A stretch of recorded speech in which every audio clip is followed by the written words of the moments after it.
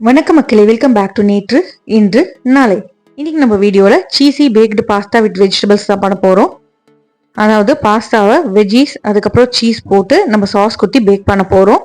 இந்த டிஷ் நான் எப்படி பண்ணங்கிறத பார்க்கறதுக்கு முன்னாடி நம்ம சேனலுக்கு நீங்கள் ஃபர்ஸ்ட் டைமாக வரீங்கன்னா மறக்காமல் சப்ஸ்கிரைப் பண்ணுங்க. இப்போ இந்த சீசி பேக்டு வெஜ் பாஸ்தா பண்ணுறதுக்கு என்னென்ன ஸ்டெப்ஸ் பார்த்தீங்கன்னா, முதல்ல பாஸ்தா வேக வச்சுக்கணும். அதுக்கப்புறமா நம்ம வெஜிடபிள்ஸை சாட்டே பண்ணிக்க போகிறோம். அதுக்கப்புறம் ஒரு ஒயிட் சாஸ் ரெடி பண்ண போகிறோம். அதுக்கப்புறமா ஃபைனலாக எல்லாத்தையும் அசம்பிள் பண்ணி மேலே சீஸ் போட்டு பேக் பண்ணி எடுக்க போகிறோம். நல்லா சுட சுட சீஸியாக சாப்பிட்றதுக்கு ரொம்பவே நல்லா இருக்குங்க.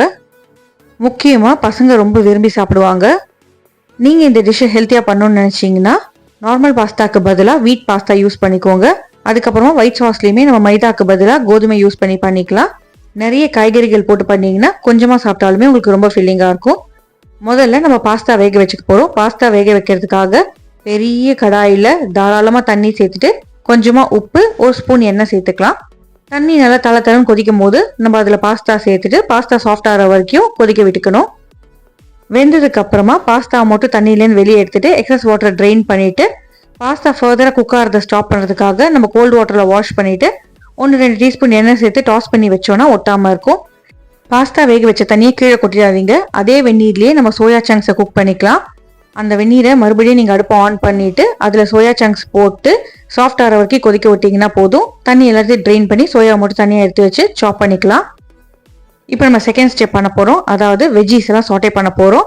கடாயில் 1-2 டேபிள் ஸ்பூன் எண்ணெய் சேர்த்துட்டு எண்ணெய் சூடானதும் 1 டேபிள் ஸ்பூன் அளவுக்கு பொடிப்பொடியாக நறுக்கின பூண்டு கொஞ்சம் ப்ரௌன் ஆனதுக்கு அப்புறமா ஒரு பெரிய சைஸ் வெங்காயத்தை பொடிப்பொடியாக நறுக்கி அதில் சேர்த்துட்டு வெங்காயம் நல்லா குக் ஆகிற வரைக்கும் சாட்டே பண்ணிக்கலாம். தேவையான அளவுக்கு உப்பு சேர்த்துக்கோங்க.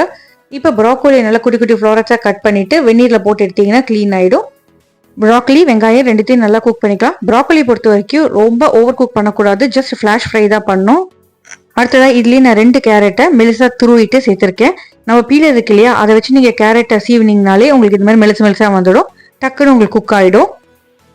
வாசனைக்கு ஒரு பாதி கேப்சிகம்மை குட்டி குட்டியாக டைஸ் பண்ணி சேர்த்துக்கலாம்.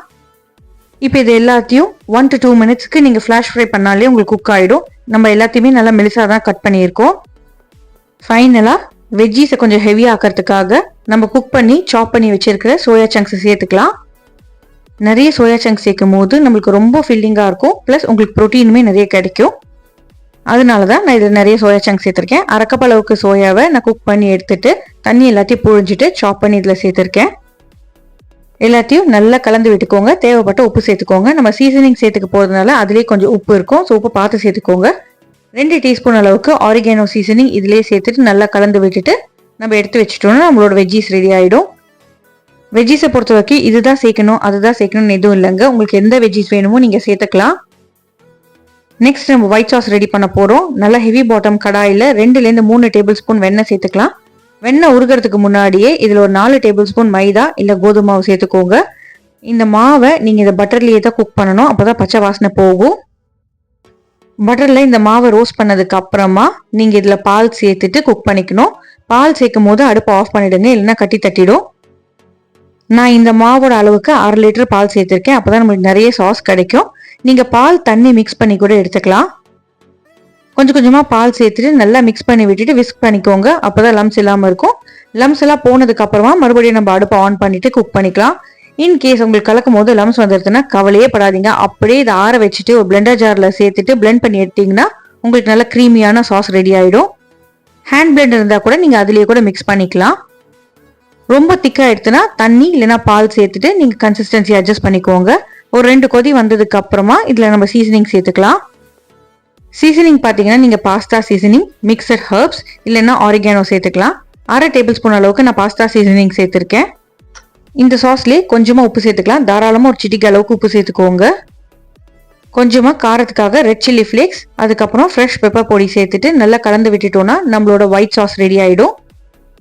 பார்க்க தாங்க இதில் நிறைய ஸ்டெப்ஸ் இருக்கா மாதிரி இருக்கும். ஆனால் பண்ண ஆரம்பிச்சிட்டிங்கன்னா டக்குன்னு முடிஞ்சிடும். இந்த சாஸ் பார்த்தீங்கன்னா ஆற திக்காயிட்டே போகும். நம்ம இதில் மாவு சேர்த்துருக்கிறதுனால நீங்கள் எவ்வளோ சீக்கிரம் யூஸ் பண்ண முடியுமோ அவ்வளோ சீக்கிரம் யூஸ் பண்ணிக்கோங்க.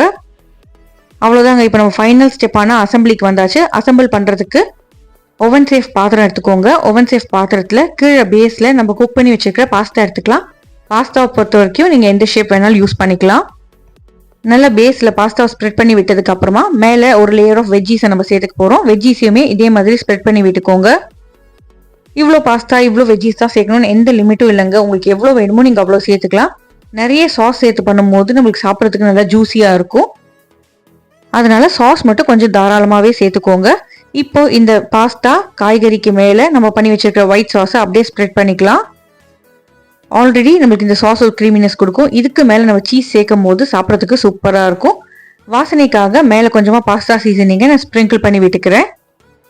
பாஸ்தா சீசனிங்லேயே பார்த்தீங்கன்னா ரெட் சில்லி ஃப்ளேக்ஸ், உப்பு, அதுக்கப்புறம் ஹர்ப்ஸ் எல்லாம் இருக்கும். இதுக்கு மேலே நம்ம ஃபைனலாக சீஸ் தூவி விட்டுக்கலாம். பார்மெசான், செடர், மொசரெல்லா நல்லா மிக்ஸ் பண்ணி தூவி விட்டிங்கன்னா டேஸ்டியாக இருக்கும். இல்லைன்னா உங்ககிட்ட என்ன இருக்கோ அந்த சீஸ் அப்படியே மேலே ஸ்ப்ரிங்கிள் பண்ணி விட்டுக்கோங்க. ப்ரீஹீட் பண்ண அவன், ஏர் ஃப்ரையர் இல்லைன்னா கடாயில் இதை நீங்கள் பேக் பண்ணி எடுத்துக்கோங்க. மேலே இருக்கிற சீஸ் ப்ரௌன் ஆகிற வரைக்கும் பேக் பண்ணிக்கலாம். யூஸ்வலாக 180 டிகிரி சீல நீங்கள் ஒரு 5 மினிட்ஸ் வச்சிங்கனாலே உங்களுக்கு பேக் ஆகிடும். பேக் பண்ண உடனே சூடாக சர்வ் பண்ணுங்கள். சாப்பிட்றதுக்கு சீஸியாக சூப்பராக இருக்கும். ட்ரை பண்ணி பார்த்துட்டு எப்படி இருக்குங்கிறத மறக்காமல் சொல்லுங்கள். நம்ம சேனலுக்கு ஃபர்ஸ்ட் டைமாக வரீங்கன்னா லைக் பண்ணுங்கள், ஷேர் பண்ணுங்கள், சப்ஸ்கிரைப் பண்ணுங்கள். இன்னொரு நல்ல வீடியோ நாளைக்கு சந்திக்கிறேன். தேங்க்ஸ் ஃபார் வாட்சிங்.